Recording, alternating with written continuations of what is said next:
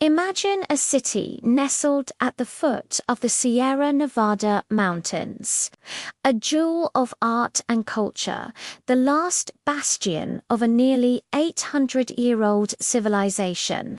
This was Granada, the heart of the Nasrid dynasty and the final chapter of Islamic Spain, or Al-Andalus.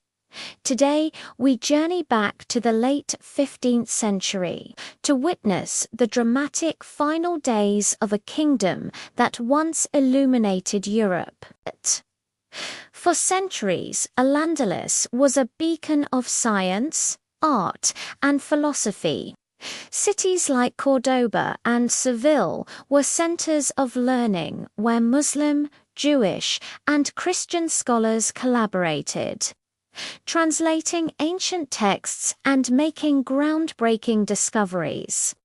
But by the 13th century, the Christian Reconquista had pushed south, leaving only the Emirate of Granada as the last independent Muslim state in the Iberian Peninsula. For over 250 years, the Nasrids didn't just survive, they thrived.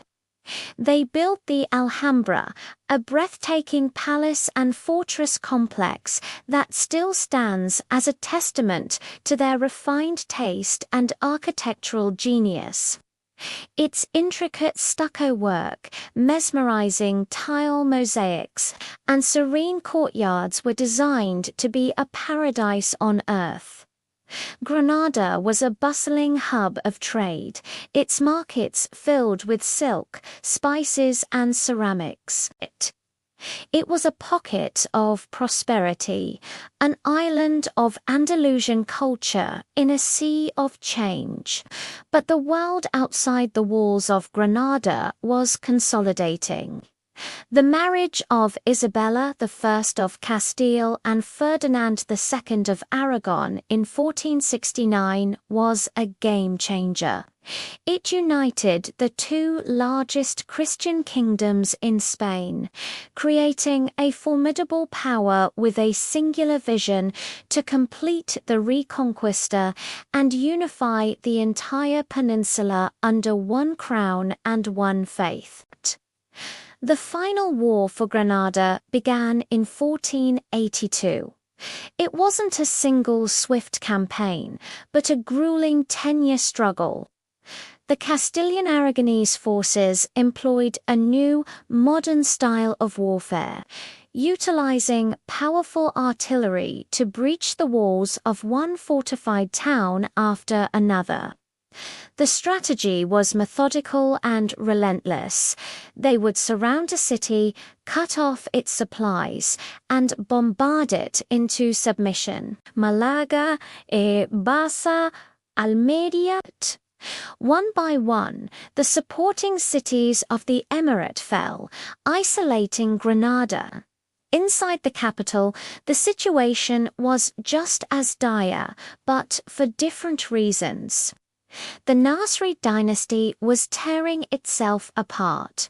The ruler, Sultan Abu al-Hasan Ali, was locked in a bitter civil war with his own son, Muhammad XII, known to the Spanish as Boabdil. This internal conflict was a tragic weakness that Ferdinand and Isabella exploited masterfully. They would capture Boabdil, then release him to sow more discord within Granada, weakening his father's authority. The Nasrids were fighting a war on two fronts, one against a powerful external enemy and another against themselves. By 1491, Granada was completely alone, its agricultural lands overrun, its trade routes severed. A massive Christian army, tens of thousands strong, encamped outside the city. They weren't just there to lay siege. They built a permanent military city, Santa Fe a symbol of their unshakable resolve to stay until Granada surrendered. Inside the walls, starvation and desperation set in. The once vibrant markets were empty. The mood was grim.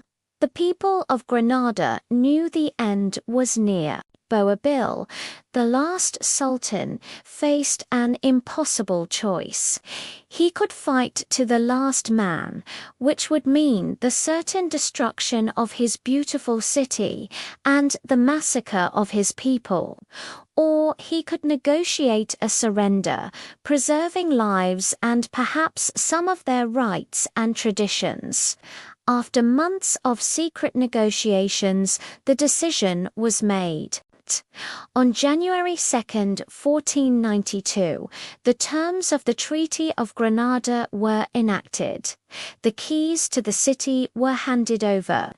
The story goes that Boabdil, leading his court and family into exile, paused on a mountain pass to look back at his lost kingdom one last time.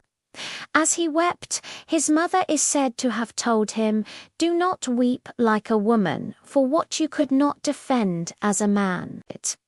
That spot is still known today as El Ultimo Suspiro del Moro, the Moor's last sigh.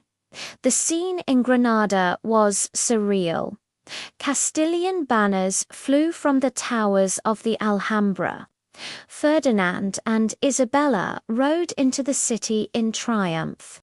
For them, it was the glorious culmination of a centuries-long crusade. For the Muslims and Jews of Granada, it was the beginning of a dark new era. The initial terms of the surrender were relatively generous.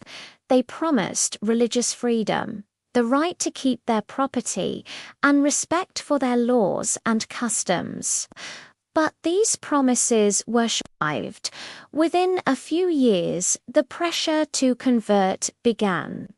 Mosques were turned into churches, and in 1499, a policy of forced conversion was implemented. By 1502, Islam was officially outlawed in the Kingdom of Granada. The rich multicultural tapestry of Al-Andalus was unraveled. Many Muslims, known as Moriscos, converted but practiced their faith in secret, living in constant fear of the Spanish Inquisition. Over the next century, they would face persecution, rebellion, and eventual expulsion from Spain altogether. The fall of Granada wasn't just a local event. It was a turning point in world history. 1492 is a year that echoes through time. The same year that Granada fell, the Spanish monarchs, flush with victory and newfound resources, agreed to fund the voyage of an ambitious Genoese navigator named Christopher Columbus. The conquest of Granada gave them the confidence and the means to look outward, to sponsor an expedition that would accidentally connect Europe to the Americas, changing the world forever. The wealth of the New World would fuel Spain's golden age, turning it into a global superpower. But the spirit of Al-Andalus never completely vanished. It lives on in the stunning architecture of the Alhambra, in the Spanish language, which contains thousands of Arabic words, and in the music, food, and culture of southern Spain. The story of Granada's fall is a poignant tale of beauty and loss, of clashing civilizations and the end of an era. It's a reminder of how internal division can bring down the mightiest of kingdoms, and how quickly the world can change. It marks the end of Islamic rule in Western Europe, but the legacy of Al-Andalus continues to fascinate and inspire us, a ghost of a lost paradise. Thank you so much for joining me on this journey back in time. If you found this story compelling, please hit that like button and subscribe for more deep dives into the pivotal moments that shaped our world. Let me know in the comments what you think about the fall of Granada. See you next time.